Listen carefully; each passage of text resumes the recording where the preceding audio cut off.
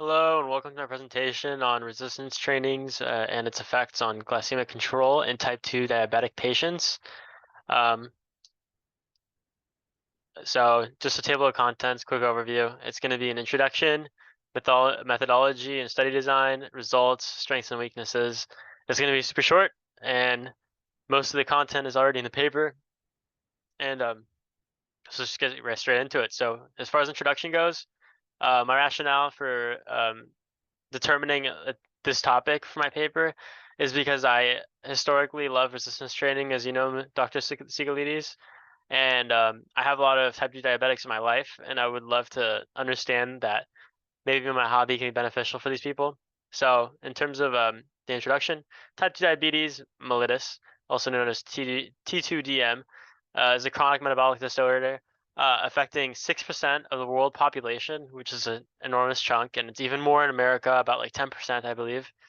And it's characterized by hyperglycemia, hyposecretion of insulin over time, and insulin resistance. Glycemic control, which is an important parameter used in this paper, is described as is measured using HbA1c, and having proper glycemic control can be extremely beneficial in preventing diabetes-related complications, health-related complications such as retinopathy, neuropathy, and cardiovascular disease. And resistance training, as I'm sure you know, is anaerobic weight-bearing exercise. It promotes insulin sensitivity, promotes glucose, improves muscle mass, strength, and metabolic health potentially. When I said promotes glucose, I mean glucose metabolism. So the objective of this paper is to kind of investigate the efficacy of resistance training in improving HbA1c levels, which is our measured parameter for glycemic control in type 2 diabetics. So some methodology and study design. So a systematic search was conducted via PubMed, and I used keywords just type 2 diabetes mellitus, resistance training, glycemic control, etc. The inclusion criteria for this paper were randomized control trials and clinical trials, and ones that specifically looked at type 2 diabetics and use HbA1c as a measurement parameter.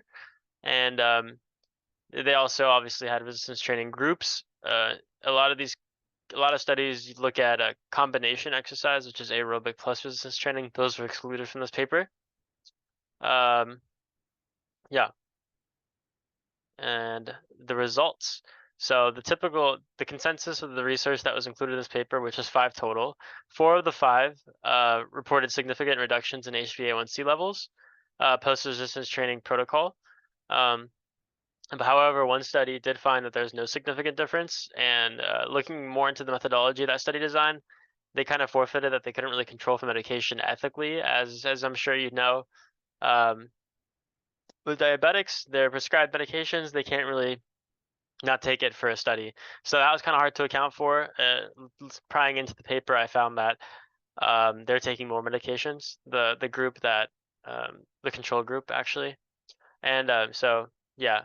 So future research could ask questions such as optimal resistance training frequency, because that was not specified, duration of protocol, that was not specified, and types of resistance training. So uh, I think type 2 diabetics can really consider this as an effective treatment in managing glycemic control and potentially preventing the health complications aforementioned. And that's just because these studies did find pretty, or at least the majority of the studies, it wasn't a total consensus, I should say, did find that HbA1c levels were reduced in bouts of exercise, in bouts of resistance training protocols. And as far as strengths and weaknesses, so the strengths, so most of the papers did have consistent findings. They also accounted for many variables and varying demographics, kind of spreading out subjects' different characteristics evenly into different groups to account for these different variables. And then some weaknesses included medication use, as I mentioned before, and some other things like dietary restriction is kind of unethical in these types of trials as well, because it's pretty well known the diet that diabetics should be having. So that is kind of hard to control for in an experimental setting, as you can't tell these patients to do something that isn't good for their diet, and a lot of patients don't really follow diet protocols and have a higher fallout rate in doing so. And that's it. If you have any questions, feel free to email me. And thank you very much for listening. It's been great. I hope you have a great summer.